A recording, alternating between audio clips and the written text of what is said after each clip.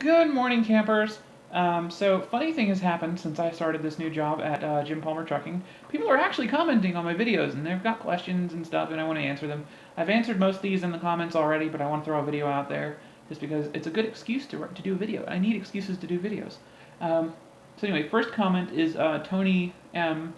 Says he's always wanted to drive a big rig, but he's pretty much blind, so it'd be near dangerous. Yay for American Truck Simulator. One, yay for American Truck Simulator. Very useful game. Some of the skills in that game actually do translate to the real thing. So if you've got some experience in that, it might help you. Personally, it gave me a leg up on backing because it kind of teaches you how the truck and trailer move when you're in reverse. And it also teaches you how the truck handles going around corners. Though keep in mind that you've got wildly varying trailer lengths in that game. So the trucks that Palmer hauls are 53-foot trailers, which are among the longest of what you find in the video game. So it's not completely accurate for that part of the aspect of it. And it also doesn't teach you much about making the damn thing go forward. So it doesn't teach you how to shift gears or that sort of thing, or double clutch, which is really important stuff. So it does give you a leg up on reversing. At least it gave me a leg up on reversing. And also, as for the eyesight, if your eyesight's correctable to 20/30 in the states, I don't know about New Zealand. Tony's from New Zealand. I don't know how it works there. But in the states, if your vision's correctable to within 20/30 vision, you can drive a truck. Ain't a fighter jet, it's a truck. So you can drive with that. So anyway, Marion Harper is hoping to start with Jim Palmer in the next couple of weeks. I think she's already talking to the recruiters, but this is a good excuse to throw up their recruiter phone number, maybe like there. Um, I don't know. I don't know how to do annotations on mobile. Sorry, so it probably doesn't have it. But the recruiter phone number is 888-698-3422. Give them a call if you're interested. Like especially if you've got a military background, they really like veterans, um, and it never hurts to try. So go for it. If you're at all interested in this, go for it. We've got one of the better training programs out there. Um, and the worst thing they can do is say no. It doesn't really hurt you to try. Um, and also, our recruiters can set you up with both Jim Palmer and Wil-Trans. Someone else had a question about what the difference was with Jim Palmer and Wil-Trans. Wil-Trans is our parent company. It's the same company. Like Jim Palmer drivers are Wil-Trans drivers. The only difference is what name's on your door. And technically, the Wil-Trans name is on all the doors. We've got a Wil-Trans logo on the side of our truck, though.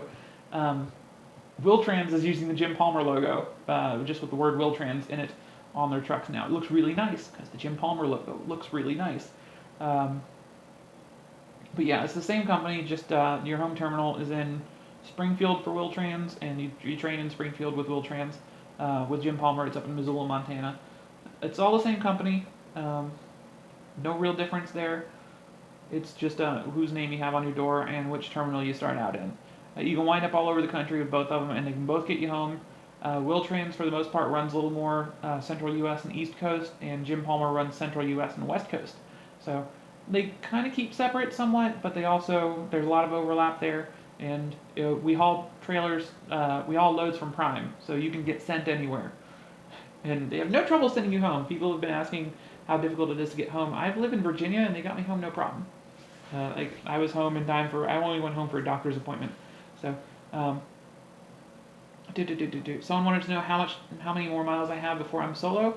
I'm sitting in the hotel room in Richland right now, so that gives you an idea of what day I recorded this, because I think I did another vlog today already. I don't know what day this is coming out, but I'm recording this on Memorial Day, May 30th. So as of today, I've got about 5,000 miles to go, which I'm hoping to knock out in about a week, week and a half at the most, once we actually get back on the road. My trainer is taking some much deserved time off to visit family, so I'm having a improvised vacation in Richland, Washington. It's lovely.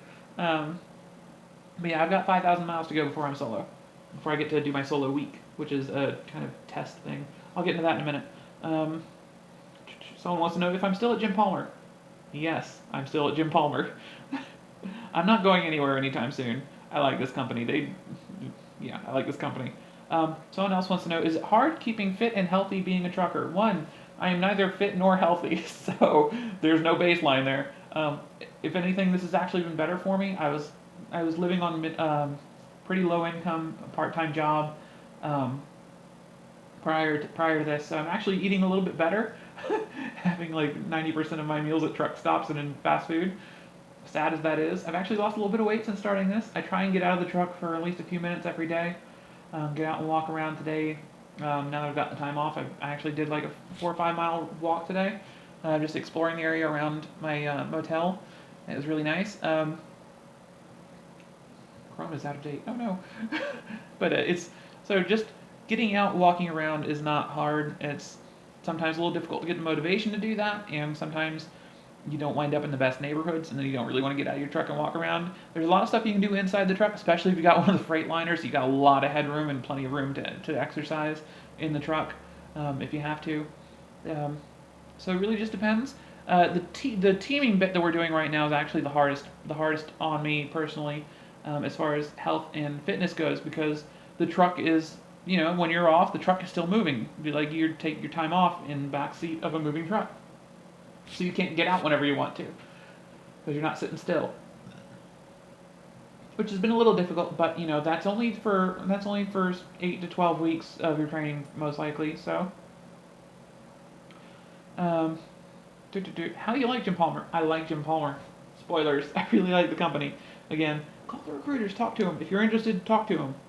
Don't take my word for it. They're awesome. They can answer your questions a lot better than I can.